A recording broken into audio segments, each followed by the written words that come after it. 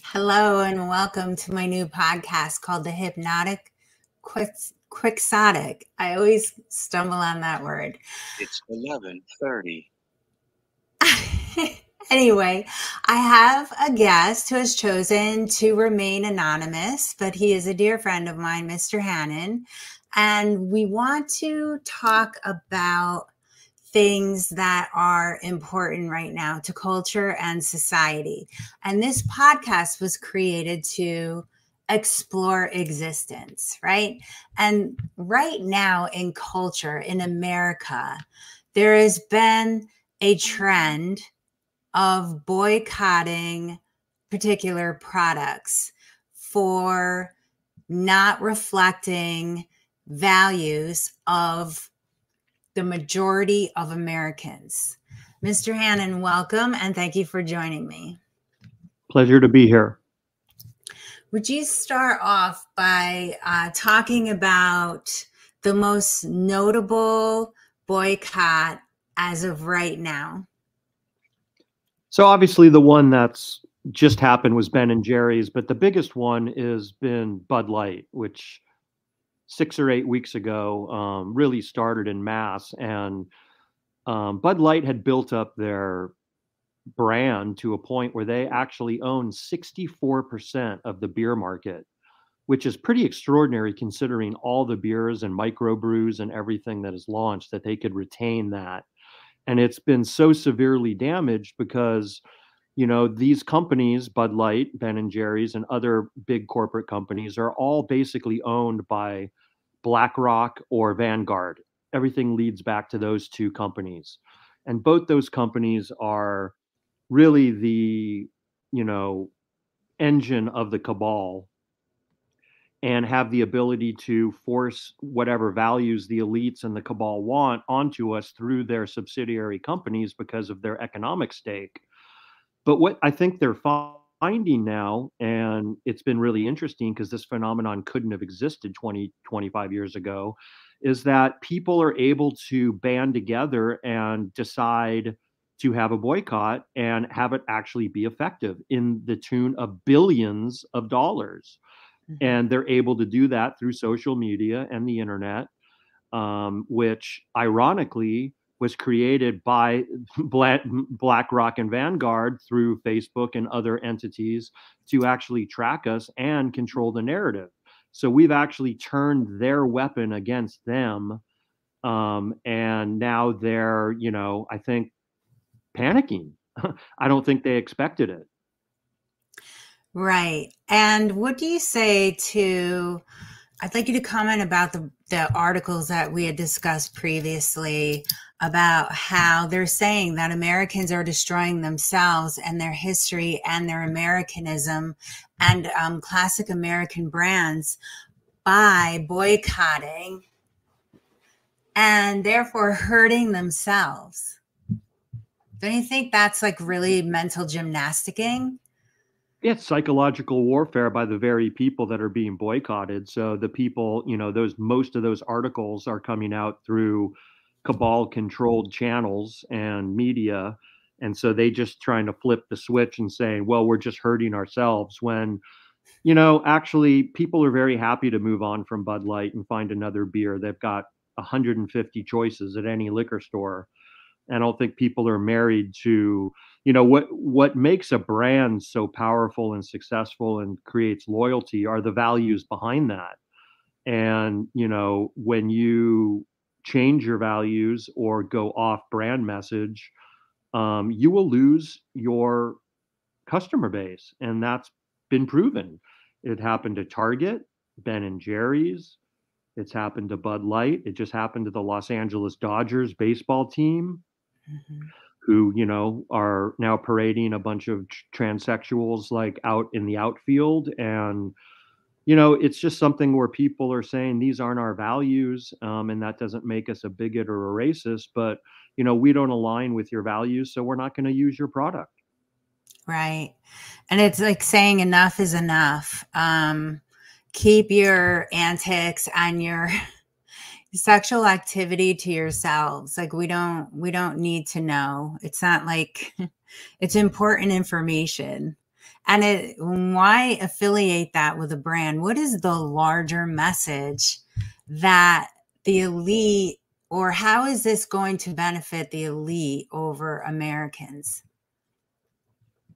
Well, they've spent the last couple hundred years building up all the institutions to their favor and infiltrating them to affect our consciousness. And that includes, obviously, education, that includes corporate America, that includes Hollywood, media, et cetera, et cetera.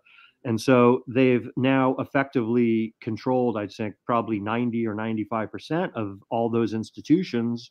So now they're in a position to shove their agenda down our throat and shape our consciousness. And as far as like the trans movement goes, that goes back to just the inversion of, Lucifer and Satan, and basically, destroying the natural, the nature of God, and basically dividing us. If you looked at the percentage of people that are transsexual, it's like 0.1 or less. And now they're trying to take this and make it appeal to 100% of all the consumers out there. And they just don't share those values. And so their plan to divide and conquer us and create discord and make us accept their values is not working. And what do you think ultimately is the grand plan? Why are they pushing trans? What They want a is the sexless deeper meaning? society. And if you go back and you look at the early depictions of Baal or Satan or Lucifer, who they believe is their God, whether you believe it or not, or whether the people listening to this believe it or not, that's what they believe. So they believe that, and that is a unisexual goat, and that is their idol. And so that's what they envision to be society, and how they want to transform society into a unisexual society, where eventually, in their world, in 100 years or 150 years, there are no male and females. There's just reproduction through, petri dishes and through technology, where they can control who's being born and what their consciousness is, the same way that Aldous Huxley wrote about in Brave New World in 1923, when he wrote about the hatcheries. I think he had it at 2001, where we would just be having babies through hatcheries that the state controlled. Yeah, it's all about total control and enslavement, and how the trans community, it sort of like folds into transhumanism.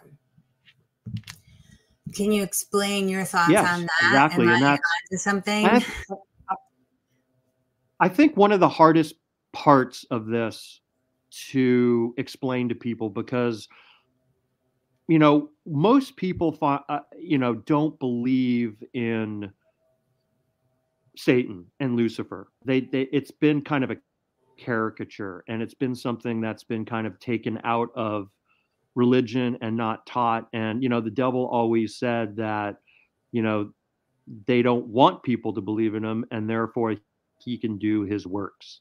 And so it's been hiding in the shadows, and a lot of people have a hard time like wrapping their head around it, and they'll tune out when they hear that word, or even that people believe in it. And what people need to understand is that the people who are behind this, and the people who are trying to control our world, they believe in a God called Satan. And that's what they believe. They believe they're taking the orders from this person, and they believe their job on earth is to fill those orders and to transform earth in his or her or its wishes. And so that's the part that is hard to explain to a lot of people who just either aren't open to it, or don't want to talk about it, or don't want to accept it. And so that's the agenda that's just being sort of like thrown out there so heavy right now, because in their mind, they need to complete this by 2030. And that's only what, 5.5 years, 6 Yeah. years? So, they're behind schedule, and, they're having to really just go for it and having to really put this in action in a very overt way. And people are noticing, they've been doing it very subtly for a long time now. And now it's now become very overt. And, whether people know it's coming from Satan or not, they just know that it's not aligning with their values.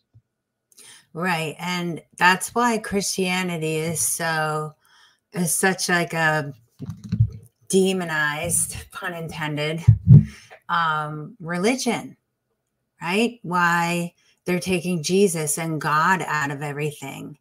And it seems rather Babylonian in nature.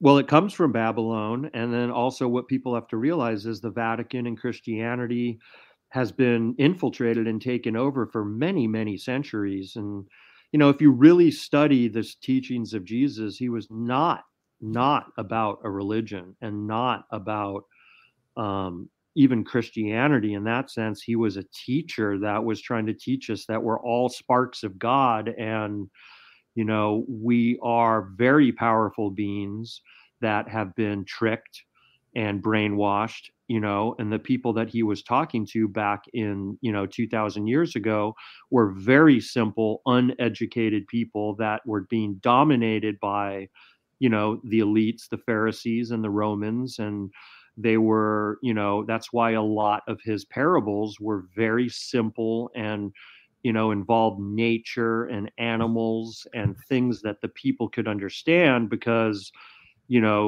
they were so inured and so in the matrix that, they just really had no clue what was going on at all.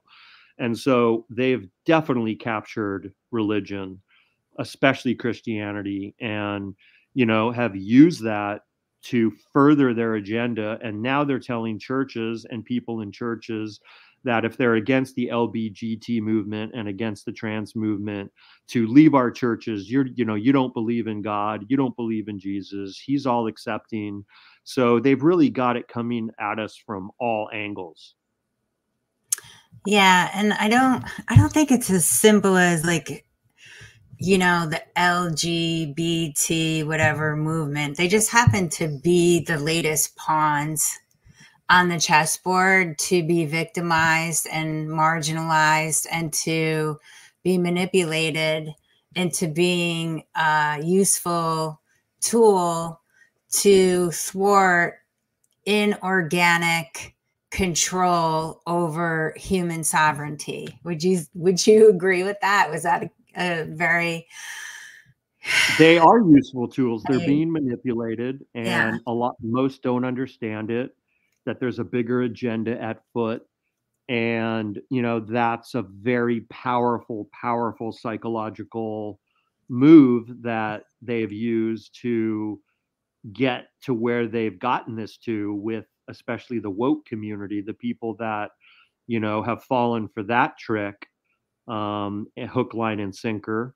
And it's being just beat down their throats at every turn. Like we said earlier, education, media, Hollywood, corporate America. If you're just a sheep and you're just looking at things at face value, then you're being used and tricked. And, it's goes back a lot to what the Nazis did. What's interesting about what the Nazis did, and they did it without TV. They did it with radio and conferences and, propaganda in newspapers. And it took them 25 years after World War II ended to implement and get rid a denazification program for the children. Because if you go back and you look at who they were really targeting back then, it was the children and the youth. And if you look at some of those old films, you have youth, 5, 6, 7, 8-year-olds marching in the street in their uniforms and their Nazi flags because that's all they knew. And they had their consciousness captured because their plan was to win the war and to create a Nazified Europe. And the way they were going to do that was through these children who were going to come of age in the next 20, 25 years and carry on the mantle. And so it took these children many, many generations to be denazified. denazification. And so they were in this situation where, you know, by the 60s and 70s, they were basically, you know, getting back to, you know, their organic consciousness, and a lot of shame. You know, a lot of those Germans went through a lot of shame and a lot of heartache and a lot of guilt about what they, you know, were participating in as kids.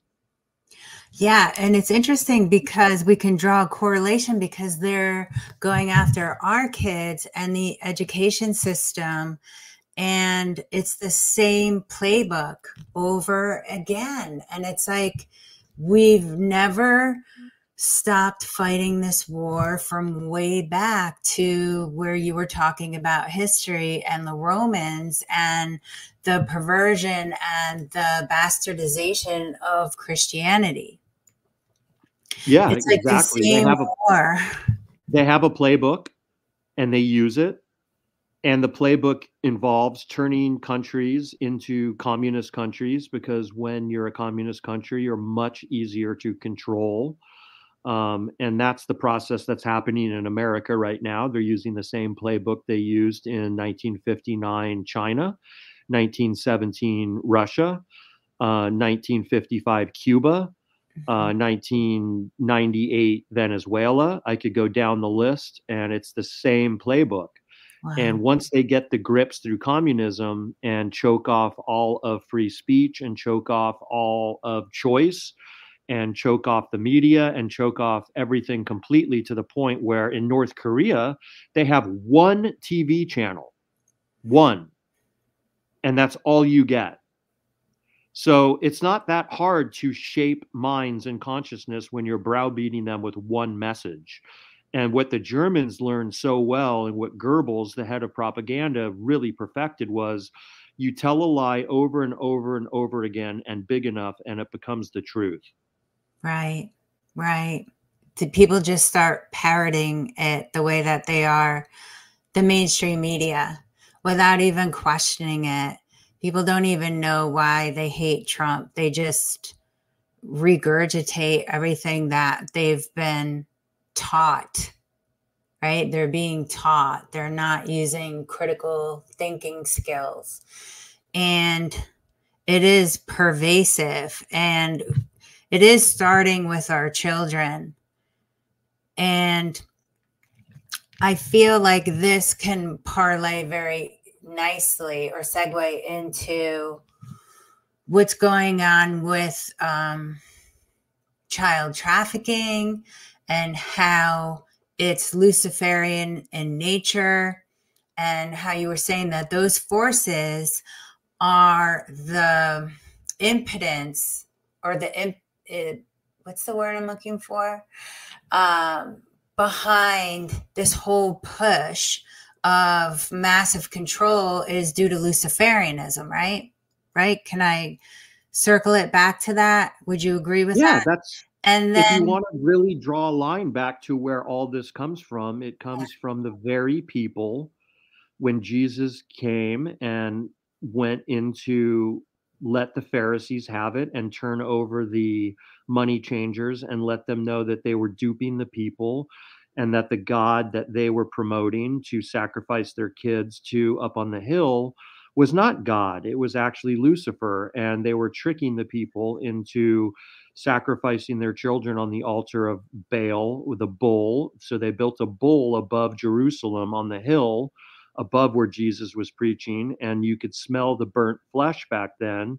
And the people were tricked into thinking if they would put their child on this bull and roast it and hand it over to the Pharisees, who were the Luciferians, even though they claimed to be the so-called Jewish leaders back then, that they would have a good harvest, or they would, you know, have good luck, or they would get an extra sheep in their, you know, flock.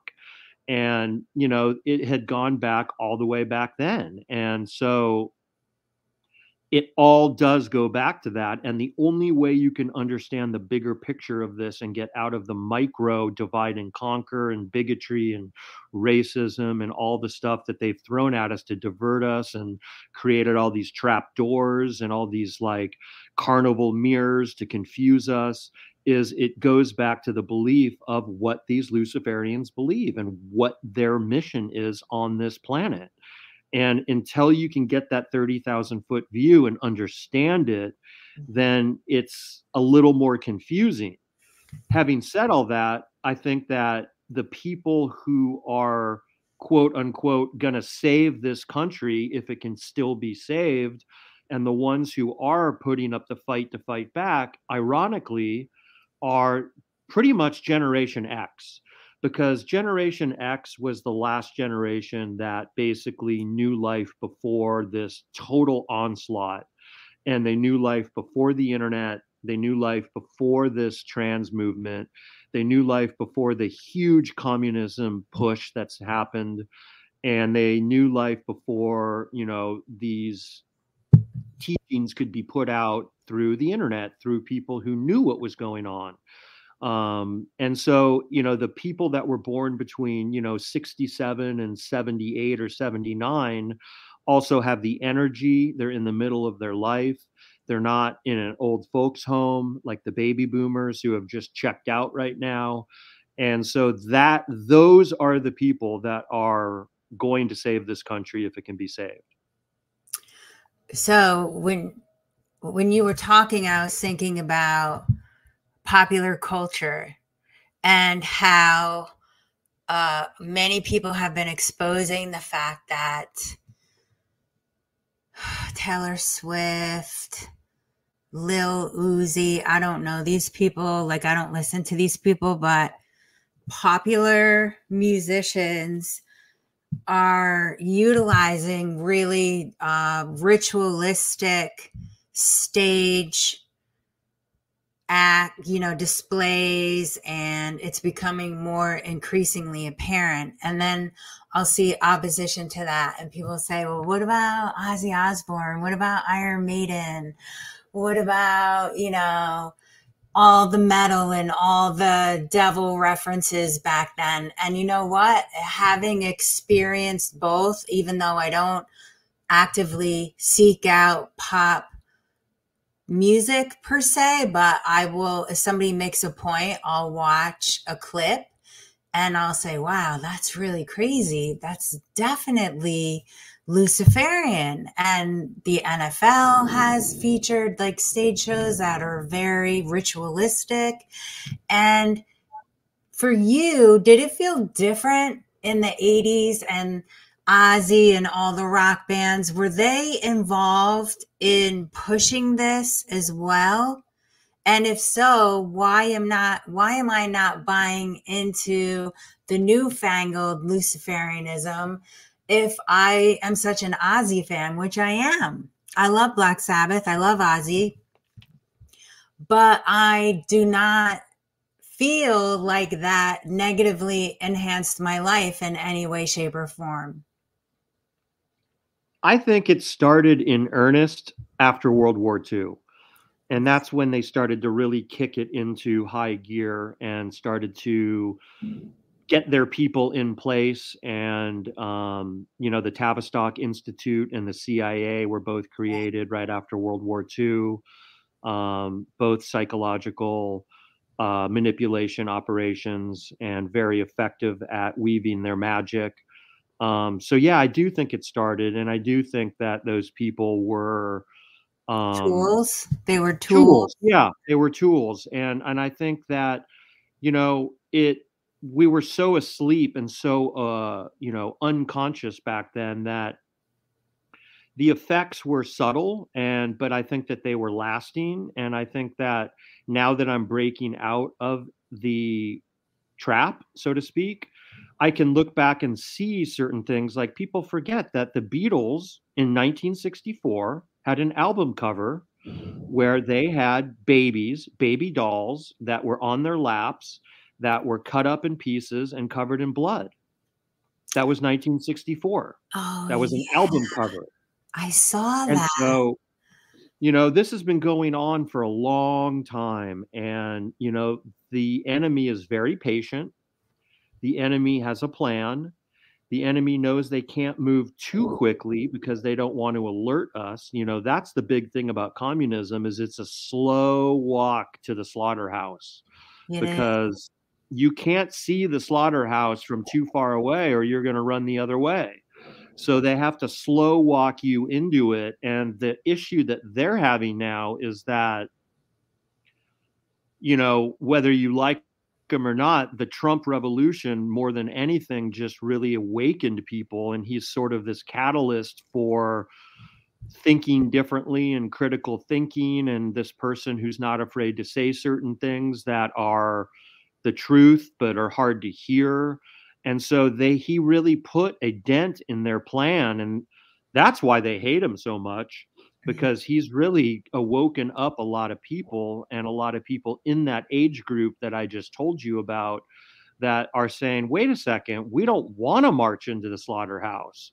You can call us anything you want. You can call us white trash. You can call us bigots. You can call us KKK members, but we don't care.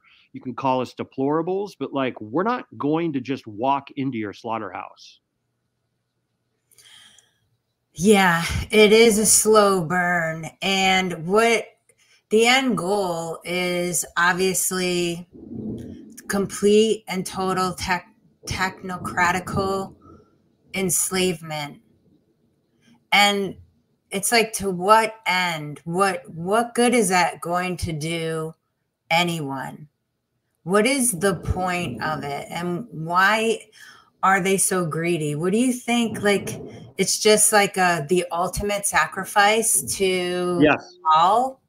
Yes. At the end of the day, yes. It's not even about money.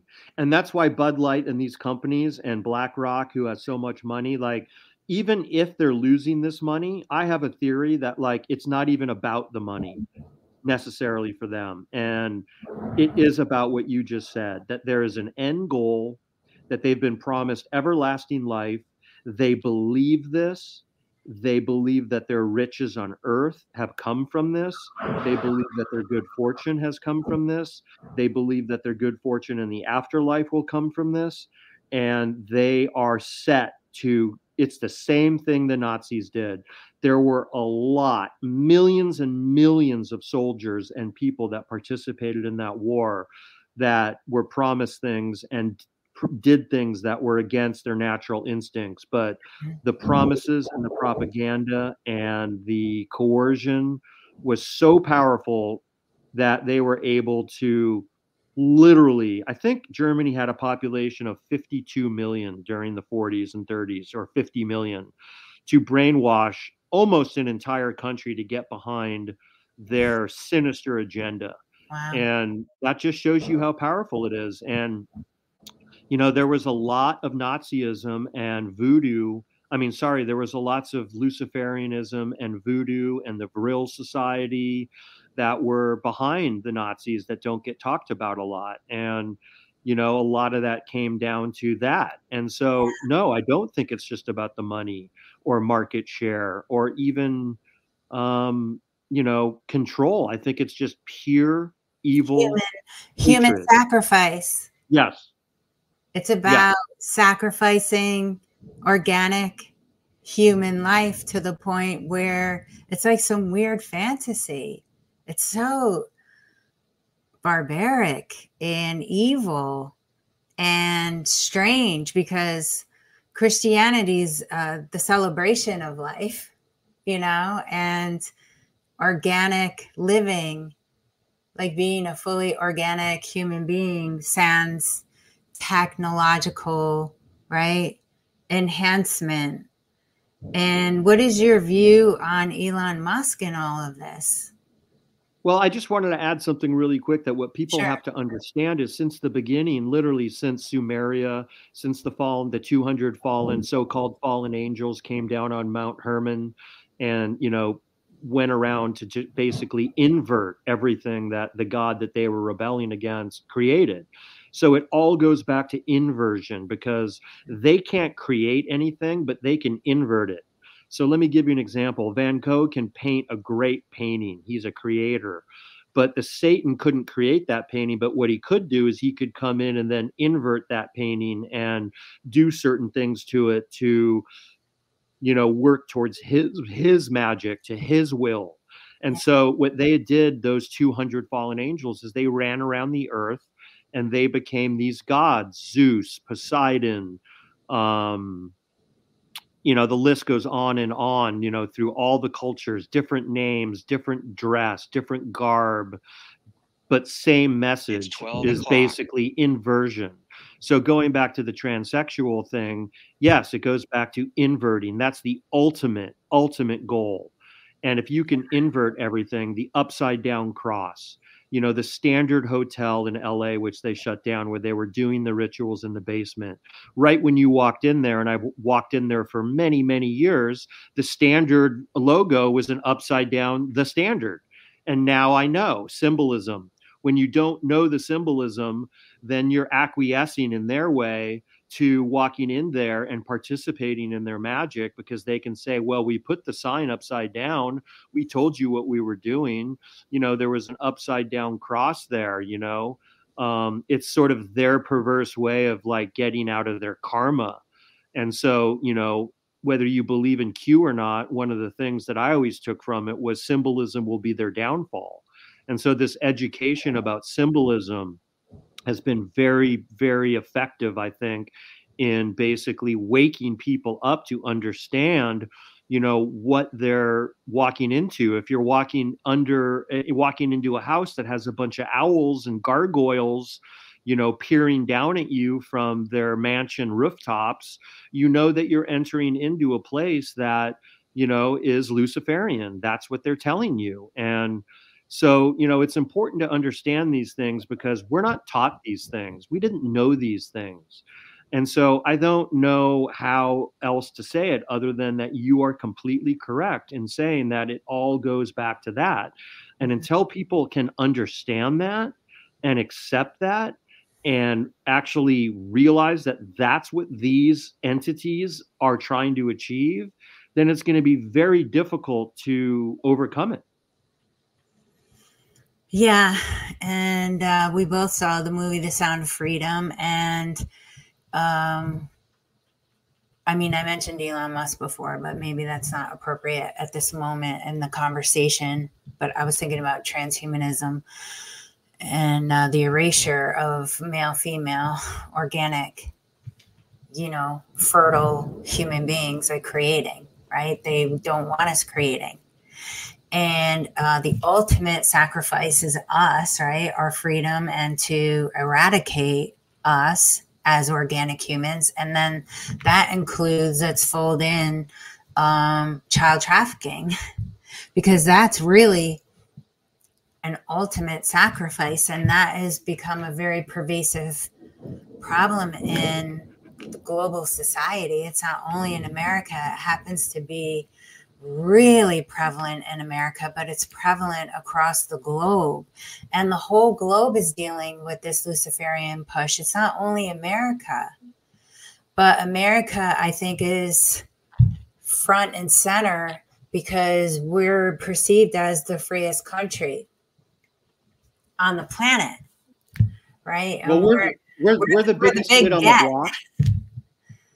America's the biggest kid on the block. So if they can conquer America, then they rule the world. It's kind of the last bastion of any sort of fighting back in having this world not become totally 100% draconian Luciferian. And I just wanted to mention what you were saying about the kids. Hillary Clinton used to run around in the 90s and say it takes a village to raise your kids. Things like that were preparing us and shaping our consciousness that the kids don't belong to the parents, that they belong to the state and the school system. And so, they've been really working on, like I said, more. Yeah, exactly. For a long time now. They can't come out and say, we want your kids to sacrifice them to the devil and it's the ultimate loosh. So they have to find other ways to say it. Yeah. Yeah. It's very mind-blowing for anybody who hasn't really looked into what's been going on since 2020. 2020 sort of smacked the world in the face. And the fact that these demons were able to shut down an entire planet, and that's the way that I look at it, is this is planetary, global, if you will. The enormous power of this system, of this Luciferian system, is mind-blowing. And you've made it make sense biblically, historically, and politically, which is very hard to do, and I really appreciate that. But it's quite terrifying that they were able to mind control billions of organic human beings into this Luciferian walk 6 feet apart. Wasn't that sort of like some kind of ritual that has been practiced throughout centuries? It's not only a ritual, but the whole thing about the 6 feet was our heart chakra extends 6 feet, and our pineal gland and our intuition and energy etheric fields are basically 6 feet, where we're organically from the organic human that we were born with. We were very much like animals and who have that instinct, like a dog has an instinct.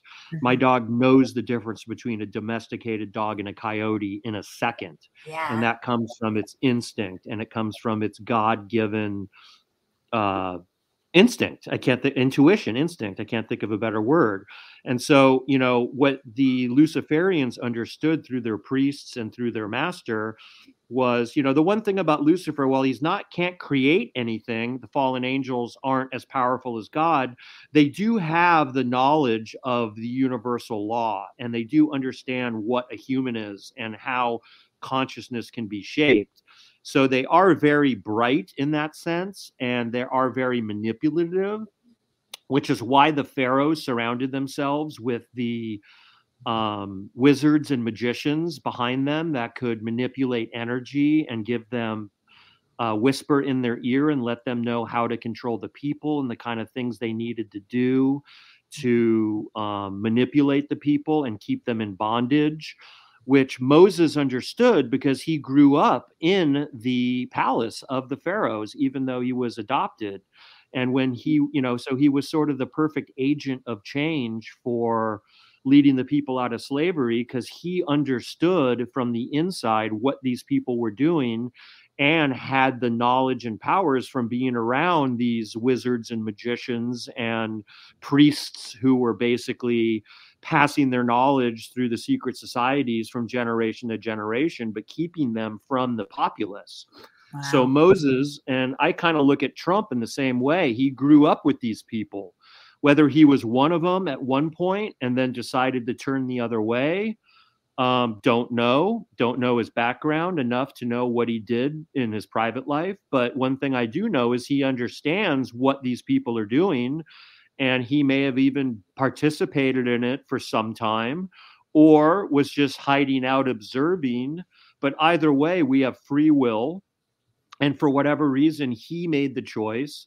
Moses made the choice. King David made the choice. Solomon made the choice. All these people were flawed people that were actually on the other side before they decided to see the light or do what they felt was right in their heart or woke up from the programming. And God used these people to lead their respective people out of slavery. And that doesn't just mean baking big rocks into small rocks and being chained to a post. That's like consciousness slavery. So slavery is not just, you know, working 15 hours in the field. It's also being enslaved in your consciousness to believing certain things, believing your limitations, believing you need these leaders, believing that you're supposed to be a slave. So, you know, in that sense, you know, there are change agents that are on Earth and, you know, they're on missions. And so, like I said, I've never judged somebody because I don't know, but I do know that the Bible is full of imperfect and sometimes downright scummy leaders who decided to do the right thing at some point in their life. Yeah, that's a great point. And Christ isn't like, so would you say that traditional Christianity, like the way it was meant to be, was to empower all of us and our godlike qualities, and to understand that we have tremendous potential as people, and that it's not necessarily we have to praise or this deity. We have to praise ourselves and free ourselves from Luciferianism. To me, that was his central message. Now that I've come to learn at my age, after many years, his central message. And it was not about religion. It was not about even like church or anything like that. I think that that was his central message. And his central message was that, you know, the people had been tricked, that the God that they were actually worshiping wasn't like the creator, the God of creation. It was these false gods who had tricked the people through their universal knowledge of manipulation and their extreme hatred for humanity. And that's, you know, his message got perverted. People also have to realize that the Bible was rewritten many times by the very people that Jesus was condemning. So it's very confusing. You have to find the truths in the Bible. There are some truths in there, but they used it to their advantage and to confuse people too. So we don't know exactly what happened. And so it takes a lot of discernment. It takes a lot of connecting the dots. It takes a lot of going deep inside you into finding your truth. And that's what I think is happening right now with this Great Awakening is, yes, some of it's political, but I think in the bigger picture, it's going back to what I personally believe Jesus was teaching, which was what you just said, encapsulated so well. And ultimately, what's going to save us is not voting, not politics, not governors, not even presidents. It's going to be getting back to our divinity and finding a way to use that to get out of this mess that we're sort of in the fourth quarter, to use a football analogy. Going back to what you said, the NFL is very Luciferian. All of what they did in Rome with the bullfights and the fighting in the Colosseum, the bread and circuses, was just all distraction. And, you know, to focus our consciousness there and not on what me and you are talking about right now. So, you know, like I said, this has been passed down literally since Sumeria. And it's been passed down very secretly, never got out to the public, has been, you know, punishable by death if you started talking about it, if you were one of them. And, you know, that's why people are saying, well, why are all these CEOs being killed? And why are all these whistleblowers being killed? And why are they trying to kill Trump and destroy Trump? And why are they going after? They're going after these people because these people are starting to turn on them and they're starting to try to get the truth out. And that's punishable by death. Wow.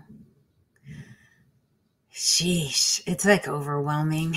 It truly is. But it's like overwhelming because of the many prongs of the plan in terms of the matrix, because it extends itself through music, art, television, culture, books. It's like, it's not, they're taking our free imagination and twisting it to thwart a narrative, therefore destroying art.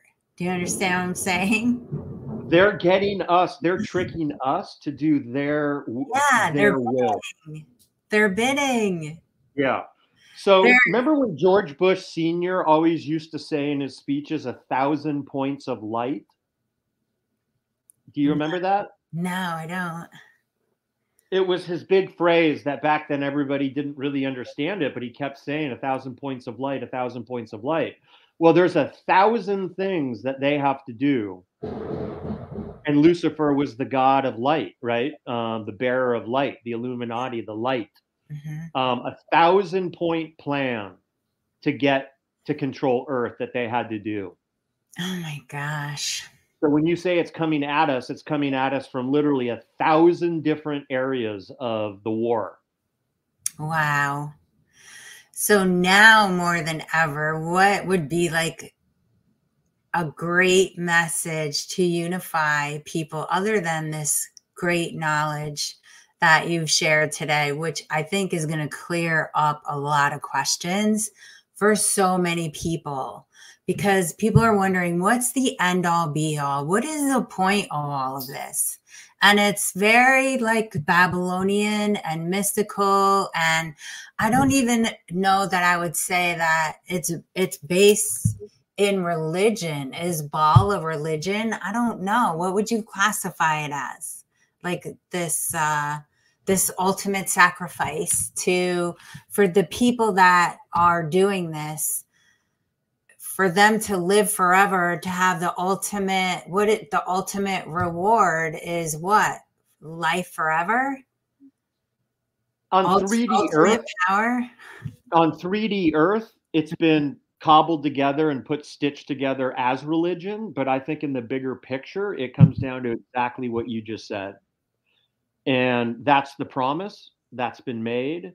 And that's the protocol that they're following. Mm-hmm. And, they're getting their orders from, lack of a better words, off-world entities. Yeah, and it's so easy. Sorry, it's so easy to blame religion. Yeah. That's like the big scapegoat for everything. Everybody just give up religion. It's not, it doesn't, like, for me, it doesn't feel like a religion. It feels like science fiction, evil, like what you were saying, off-world entity. So who would you say, if you could guess, right? Not humans, but who is behind this big push for complete enslavement of the sentient humans? To me, it's the 200 entities that landed their spaceship on Mount Hermon and basically tried to take over the world and invert God's creation because they were so angry at him or it or her or whatever God is, but they definitely rebelled against it. And, they're doing everything they can to get back at him. And that's the ultimate goal, is to take what was created to be an Eden and a place for, I think our natural temperament is very peaceful. We're telepathic. I think we're meant to live in small tribes with a group of leaders that not just one leader, that all have a say, sort of like the Native Americans lived and a lot of the tribal native indigenous cultures, which again, the Luciferians tried to wipe out as much as they could because they knew that they were very connected to source. So I think that they had were very, very powerful.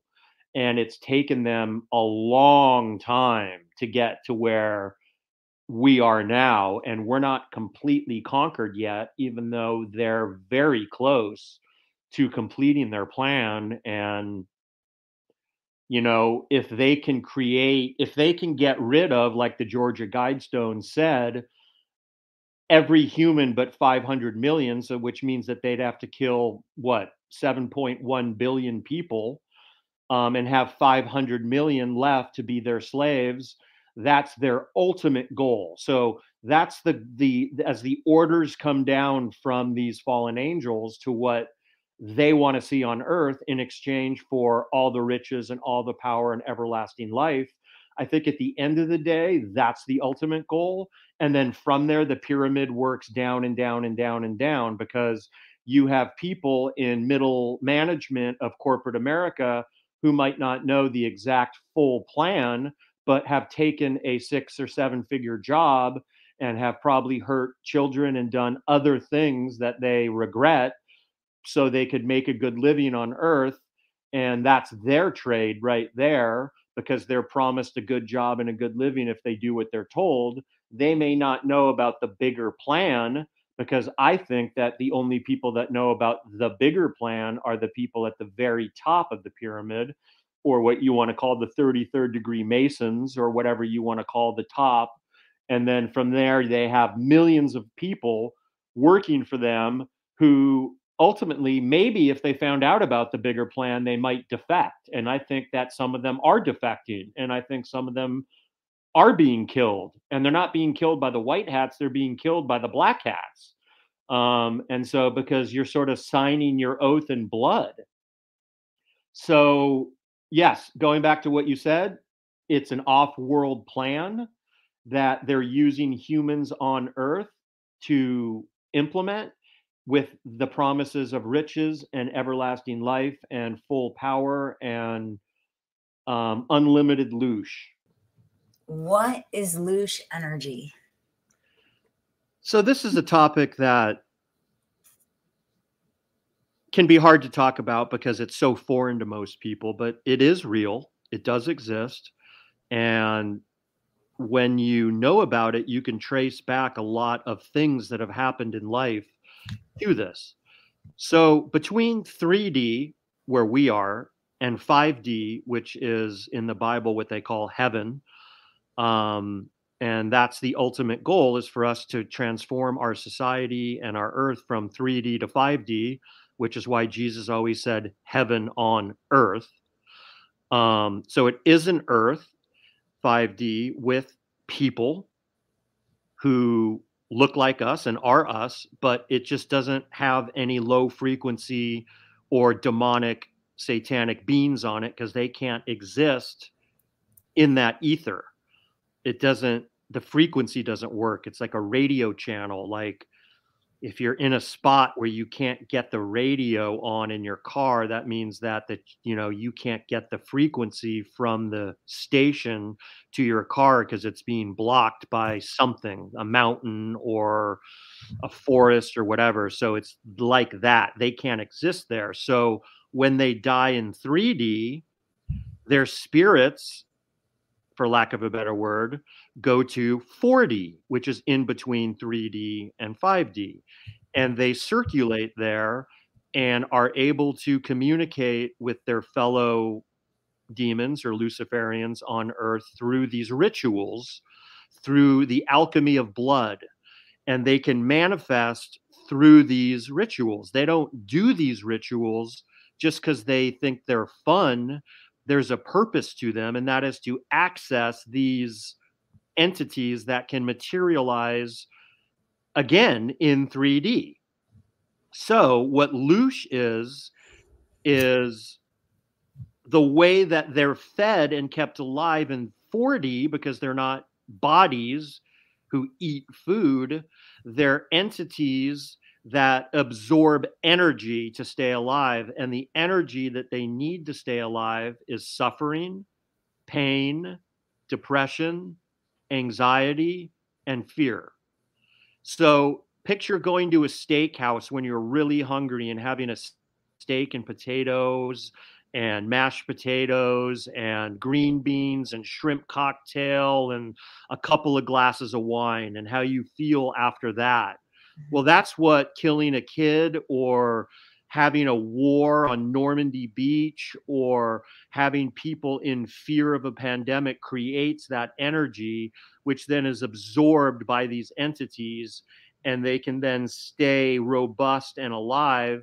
And then through the rituals, they can manifest into a version of humans where then they can feast on flesh. Wow. So they eat two ways. They eat after they've been materialized through the rituals, where they can drink the blood and eat the flesh. And they need to be fed when they're not material beings by the low frequency energy, which is why they have to keep us in fear and depression and confusion and anger and all those frequencies that we are not naturally supposed to be operating in. I think, like I said earlier, we're very peaceful uh, beings that are very friendly to one another. We're not meant to fight. We're not meant to have religion. We're not meant to be selfish. So in that sense, that's why I think that, you know, people say, well, why would they kill these kids? Why are they doing this? What's the point? Are they, you know, who would ever do anything like that? Well, there's reasons for it. And that's the reason. Wow.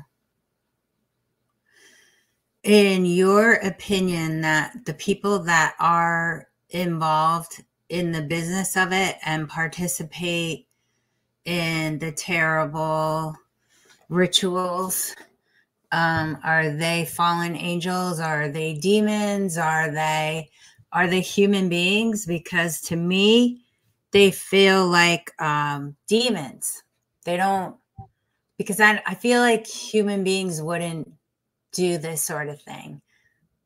I think that the higher level, I mean, look, I have no concrete answer for that necessarily, but from my study and my teachings, that it is possible to when you're doing these rituals, that when you're summoning these demons, they can take over the people who are doing the ritual. So let's just say you have a group of politicians in a room who are sacrificing a child to their gods in 4D.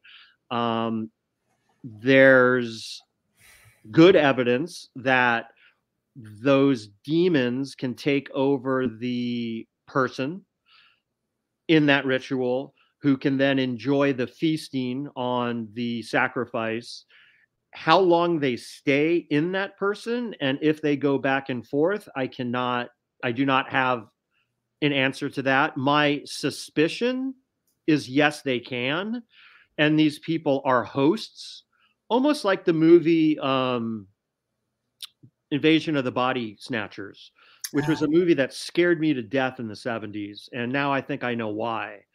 And that's what I think the metaphor was in that movie, is that, yeah, I do think that they have a ritual, and that's why it goes back so far in history, that they can then become human again and enjoy those human experiences by taking over this vessel. And they can either go back and forth, or they can just occupy that vessel, and then they're like alive again. And that goes back to like everlasting life, right? If you can move between the 3D, between the 4D and the 3D through these rituals, then you do have everlasting life, because then you can take over bodies century after century after century after century. And look, it's not a coincidence that the vampire myths, the vampire had to drink blood to live forever. And what killed the vampire? The light. So you asked me earlier, what's going to ultimately get us out of this mess? Well, we learned from the French Revolution and World War I and World War II and every war we've ever had that killing people and putting their heads on sticks doesn't really change anything, because you'll never kill them all. They'll always manifest. 3D Earth is a duality, free will planet that will always have evil on it. So the way I see it, and I take this from the vampire myths, is that the only way to kill it is shining a light on it. And that's what the phrase dark to light comes from, was they lose their power once we shine the light on them, like cockroaches.